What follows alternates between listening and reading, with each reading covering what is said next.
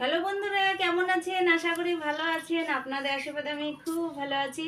এই যে দেখেন, সকালবেলা কিন্তু রান্নাবাড়ি হয়ে গেছে। মানে সকাল হওয়াও শুরু, রান্নাবাড়িও শুরু।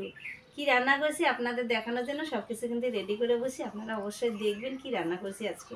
তাহলে আসুন দেখাই সকাল সকাল কি রান্না হয়ে গেছে। এই যে দেখেন কি রান্না হচ্ছে। এই যে মাছের ঝোল। এই যে দেখেন মাছের ঝোল রান্না হয়ে গেছে। এই যে বাটা মাছ, কালকে বাটা মাছ নিয়ে আসছিলাম, সবজি বাজার নিয়ে আসিনি কারণ সবজি বাজার ঘরে ছিল, এই জন্য বাটা মাছ নিয়ে আসছি। এই যে বাটা মাছ রান্না করছি আলু বেগুন দিয়ে, ধনিয়া পাতা পেস্ট করে দিই। ধনিয়া পাতাটা এখন অনেক দাম হয়ে গেছে, অল্প একটু করে পেস্ট করে দিতে হবে, বেশি দেওয়া যাবে না। এই দেখেন এক গামলা তরকারি করছি, দেখছেন? কারণ হচ্ছে চারটা লোক খাইতে গেলে তো লাগবেই, আর আমি একবার রান্না করে অন্তপক্ষে দুইবার তো চালাইতেই হবে। আর দেখেন কালকে কতগুলো মাছ নিয়েছি। এই যে দেখেন এখানে আবার ভাজা মাছ আছে, দেখছেন? এই যে কালকে বাটা মাছ নিয়ে আসছি, সবজি বাজার আনি নাই, শুধু বাটা মাছই নিয়ে আসছি। এই জন্য অল্প ভাজে রাখছি, অল্প কয়টা রান্না করছি। কারণ আমাদের সংসারটা এইটুকু, তো এইটুকু এইটুকু খাইতে হয়। ওই জন্য যে তরকারিটা করছি এটা দিয়ে দুই বেলা হয়ে যাবে, সকালে আর দুপুরবেলা। আবার মনে করেন যে রাত্রে যদি এই তরকারিটা থেকে যায় তাহলে তো একটু গরম করে খাইয়ে নেবো, আর যদি না থাকে তাহলে রান্না করতে হবে। আর না হলে একটু কিছু ভাজা ভুজা করে নেবো, রাত্রে খাওয়া হয়ে যাবে, আবার সকালবেলা রান্না করবো।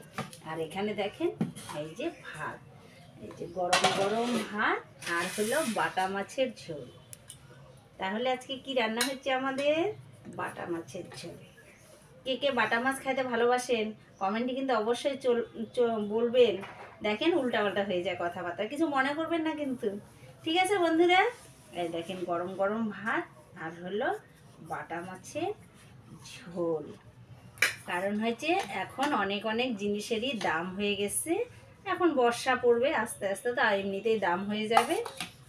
তার মধ্যে ফুলকপি নিয়ে আসি না, কারণ ফুলকপি খাইতে ভালো লাগে না, এখন অনেক খাইছি।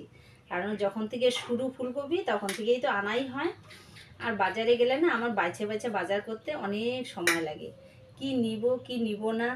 এই জন্য ভাবলাম যে থাকগা সবজি নিব না, ওই আলু বেগুন দিয়ে মাছের ঝোলটা করব।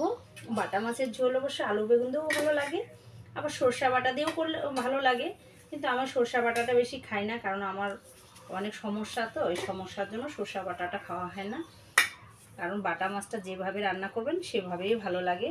রান্না করতে পারি অনেক রকমের, কিন্তু অনেক কিছু জোগাড় থাকে না, আনা হয় না।